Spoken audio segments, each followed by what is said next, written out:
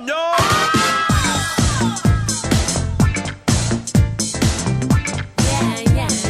Hey everybody, it's Andy Kushner, host of the Wedding Biz, and this is another episode of The Next Level, in which I have a guest co-host, and together we talk about the interview of the week and suss out some of the key highlights and break them down in some specific tactical strategies for you to use to bring your own business to the next level. And before I introduce today's wonderful, wonderful guest co-host, I want to mention last week's interview, which was with celebrity stylist Michaela Erlanger, who was named one of the most powerful stylists by The Hollywood Reporter. She styled Constance Wu, Lupita Nyong'o, Jennifer Hudson, Hilary Swank, and so many more. She recently styled Amanda Hurst for her wedding this year. And for the next level, we had Carrie Goldberg, the travel and weddings director at Harpers Bazaar, as the guest co-host. And so now, without any further ado, today's guest co-host is Shannon Leahy of Shannon Leahy Events. Hey, Shannon, how are you? Hi, Andy. I'm good. Thanks for having me. Yeah, it's so much fun to have you. And I want everyone to know that I'm going to be interviewing you while we're at Engaged or very soon after. So we're going to have an episode featuring you really soon. Awesome. I can't wait. So let me tell you more about Shannon. She is a wonderful, wonderful planner and designer out of San Francisco and Los Angeles, and she designs weddings and events worldwide. She's been named one of the top wedding and event planners in the world by Martha Stewart Weddings, Brides, and Harpers Bazaar magazines. Shannon has also authored an online course called WED, W-E-D School, to teach aspiring wedding professionals about the world of high-end weddings and event design. Did I get that right, Shannon? You got it. Nailed it. Okay. So the guest we're speaking about is a bit of an unusual one. He's outside of the industry, but I thought that he had some cool ideas for Instagram and basically how we can improve our Instagram presence. He talks about great tip for engaging followers and tips for people who conduct workshops or want to do workshops, or even a creative way just to partner with friends in the industry and have both people benefit. He also talks about IGTV, which we're going to get into in a moment, which not enough of us are taking advantage of, and also the use of hashtags and more. So Shannon, in terms of just overall audience growth, first I want to start with the fact that you are killing it with over 70,000 Instagram followers. Before we dig into it, some of Adam's specific ideas, what is your overall philosophy about using social media and Instagram in particular? Yeah, I mean, Instagram's been huge for us and for my business. It's something that, I've been working on for a while and just picked up a lot of tips from clients who had big Instagrams, people that have worked for me, other people in the industry over the years to help grow to where we are now. And I mean, Instagram is huge for the wedding industry because of first of all, we're so lucky because we get this amazing content from all of our photographers. It's like my mom's an interior designer.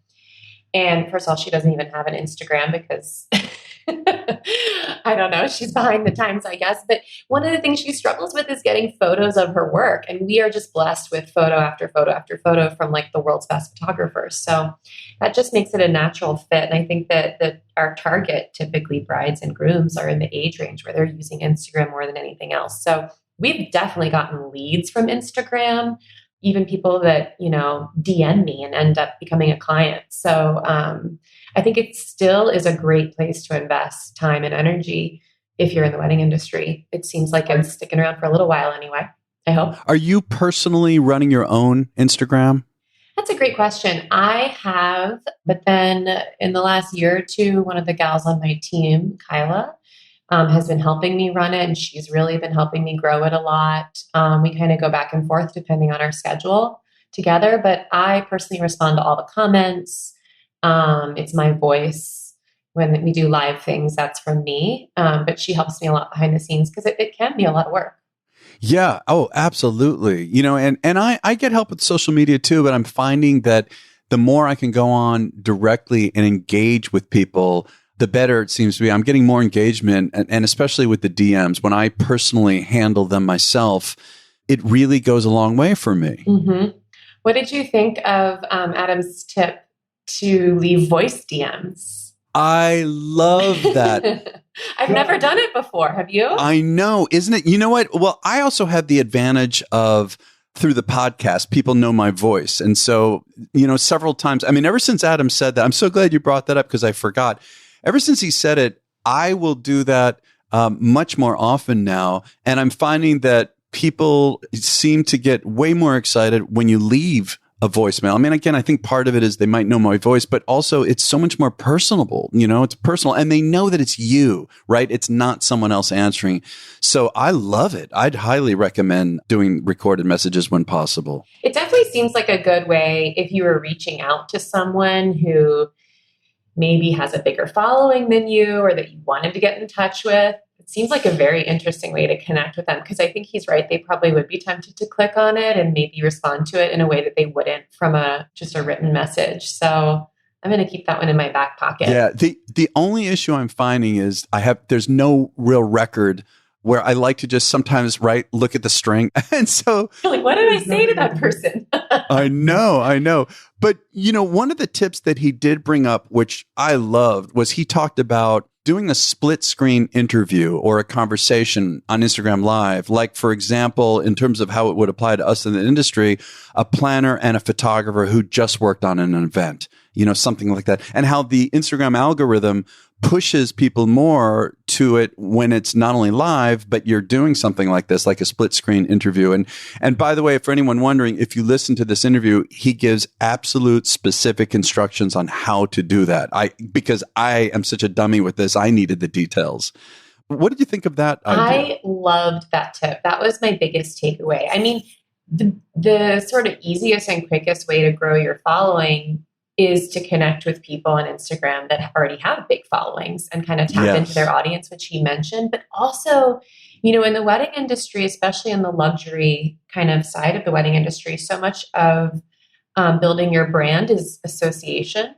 So even just associating yourself with the other kinds of brands that you aspire to be like or want to be connected to, like that seems like such a great way to do that. And it seems like, it's such a smart thing. And I'm always thinking like, wouldn't it be great to do a live get together Q&A? You have all these ideas, but they're so complex. How easy is it just to start a live thing, invite someone and spend 20 minutes, 15 minutes? I know the longer that you're on it, the better, but even 5 minutes recording a live video together. And he's right too. I loved his tip about if somebody you can invite someone into it. So, if it's what did he say? Aunt Rebecca or something. It's true. Like if you see someone on your phone that never goes live, you're like, what are they doing? Yeah, and you totally that's true. You want to know what's going on. And then you tap, even if they have a small audience, you're still tapping into, in a very personal way, those people as well. You made a good point a little earlier. You were talking about essentially leveraging each other's audiences. So that's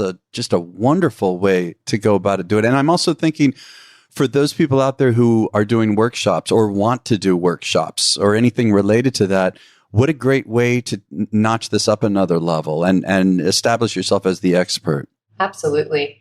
And I think that's a really interesting, question that everyone should ask themselves is like, what is my Instagram account for? Not only who am I trying to target and reach, but what am I selling? Because in the luxury wedding market, you're selling an experience, you're selling this very personal. What your Instagram account should communicate, in my opinion, is your influence, your authority on the topic, your value, your portfolio, your brand. And so, I did think with some of his tips, like there was one tip that you could ask in your stories, like, are you struggling for help with wedding planning? Call me or whatever, or, right. I can help. And if you're selling a product, or, even a podcast or something like that, I think that's great. Click here and then you take some to something else. But when you're selling a high-end service, it comes off as like too salesy, almost desperate, I think. So you have to definitely be careful in what you're communicating, Yes. He also talked about having several, if you want to get several experts together to speak on a topic or more than a topic, he called it doing an Instagram live mini summit. And I thought that was right. That was interesting too. That was more than the split screen. He was saying what you could do is announce that you're going to have 3 experts, for example, different genres and pull one at a time. but you're basically doing 3 in a row. So you're pulling in each one something like every 15 minutes, because he did say the longer you go live, the more the algorithm goes out. And now you're leveraging audiences of several people. And it's a great, I think those of us in the industry can even just have friends together to go, one after another to talk about a wedding that we worked on together, or simply to talk about some tips. And he had, again, those of you who are interested in checking it out, very specific instructions on how to do this in the interview. What did you think of that idea? Mm-hmm. I love it. I mean, he even said you could have it be like a weekly thing. I was totally inspired. Like, I'm going to do that. Add it to the long list of ideas. Oh my God. If I have another weekly thing, I'm just I think it's great though. I think he's right that, it sounds like IG is really pushing IG TV and IG Live and finding ways to use those. And, even just having a conversation so much more entertaining and easier to prepare for than trying to present something or educate the audience yourself. So it seems easy. I feel like it might even be easier than I think it is. Yeah, I think so too. I'm still nervous to do the live. I don't know why. Listen, you and I should practice with each other and then make sure we know how to pull this thing off. I know, right? It's like, I haven't done it before, but I'm always interested when people do it. But yeah, I think it would be more entertaining to watch instead of just a talking head, to see people talking on live. And then you can interact with the conversation too. Because that's what's great about live is people can comment. That's right. Well, and you mentioned IGTV, and he was saying that, again, it's interesting. Adam talks a lot from an algorithm perspective, and he said the algorithm is weighted heavily on IGTV because it's for Instagram. It's one of the newer benefits of using it. And so he's saying we need to post IGTV videos. And I've thought a lot, Shannon, about this. I've heard other people say in other industries how important IGTV is. And in researching it, we know that live, first of all, live is at least 10 times more effective, gets more attention than the grid, but IGTV gets even more than live. Mm-hmm. And Adam said, think of it like YouTube, where we're teaching or doing highlights or recaps. And I know from obviously in the wedding industry, people want to see behind the scenes. That's what they really want. And that's with the wedding professionals who are using IGTV most effectively. I found that that's what they're doing. Like, for example, Audrey Netakoulis out of Paris, who was on the show, she talks about doing IGTV and how much attention she's getting from showing behind the scenes at events. That's interesting too, because I wonder, one thing he mentioned about IGTV, I guess that was live. It matters what time you post. Because I was thinking, if you're posting on a Saturday night, but I guess IGTV is the idea is that you take the video while you're on site, I guess, and then post it the next day. Right. You edit it together or something. Yeah. And he was talking about, again, I think he has instructions in there, but vertical video, we all know looks best. And he's saying also that you could post the video and then include a link in the text that you can put in below it in the comments, which you can't really do elsewhere unless you have the over 10,000 listeners you swipe up. So that's a kind of a workaround with IGTV, is to be able to have a link in there. So smart, those Instagram people. Well, I definitely see that the Instagram posts that link to IGTV do tend to come up in my feed more often, first. Yes. So that's clever too, if you have something exciting to share, and make sure you do it as a post too. Yes, I agree. And, before we go, I want to get into hashtags also. Now, because I'm curious, Shannon, what you do. He says how he uses smaller volume hashtags, like 10,000 or less, for Instagram posts and IGTV. But for stories, he does larger volumes. And he explains, I don't remember why, but he had a good reason why. How do you deal with hashtags? I do like smaller volume hashtags because I think that brides search. I find myself searching obscure things. Sometimes I'm searching like tent wedding or red wedding, because Instagram's tough to look for inspiration on, but sometimes I'm searching those things and something might come up that I'm excited about. So yeah, I tend to think about what would someone be searching? Like, is someone looking for a wedding planner in San Francisco? Well, then I should put San Francisco wedding planner, which probably is a small audience versus beautiful or something that's much more vague. But I think it is more targeted. So that's without much mathematics behind what I'm saying, but that's what I tend to do. And I think it works. Well, and I've heard too, especially at podcast conferences, that if you use the hashtags with very low amount of followers, you can end up owning that hashtag. Oh, practically. I didn't know that. Interesting. Yeah. And then if you think about it, like when I first was doing this, I would use hashtags that had, 1 million plus, that kind of thing. But then it's flying through the feed and nobody's seeing it. Yeah. Yeah, it's an interesting point. And so to kind of mix it up. But again, I think it's really important. I'm going to repeat the way he figured out the best, most effective way to use it is to use smaller volume hashtags like 10,000 or less for Instagram posts and IGTV, but larger volume ones for stories. And again, he had a really good reason why. I'm embarrassed to say I haven't put a hashtag into a story before. I didn't even know that was a thing. Yeah, this is so much of this is new to me. I'm so behind the 8 ball. Oh my God, it's terrible. Well, it seems overwhelming because there's so many things you could do. But I think the most important thing to do is just engage with your audience and follow and like and comment on other people. I mean, that's the old school way to grow your following and still seems to be the most effective. Well, that is all we have time for today. I want to thank you so much, Shannon, for helping me out today on the show. Thank you. Thanks for having me. And let me give information for people to find everyone. First of all, for Adam's site, it's actually called millionpoundmission.com, millionpoundmission.com. Adam also has a weight loss program for people, but that's where you can find him. His social media handle is also Million Pound Mission. And for Shannon Leahy, it is shannonleahy.com. That's Shannon with 2 N's and then Leahy.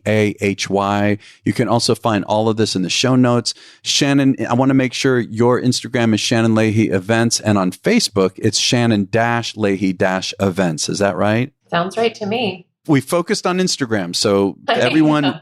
Don't go to Facebook. I don't really do much on Facebook. Yeah, I barely touch it, but Instagram, everyone go look at Shannon Leahy Events. It is absolutely wonderful. Thanks. And be sure to follow us at the Wedding Biz. And let me mention next week's episode. It's going to be Reem Arodaki, bridal gown designer out of Paris, known as the bridal maison for the Rebel Goddess.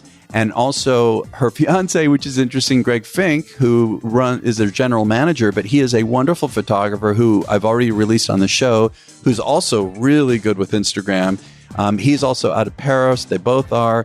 And for the next level, we had our guest co-host being Carrie Goldberg, the travel and weddings director at Harpers Bazaar, where she oversees all things bridal, weddings, and travel for bazaar.com. So check out last week if you missed it. We want to thank our sponsor for today's episode. That is Kushner Entertainment. If you want outrageous music and entertainment with a very high touch perspective, check out Kushner Entertainment, and we'll catch you next week on The Wedding Biz.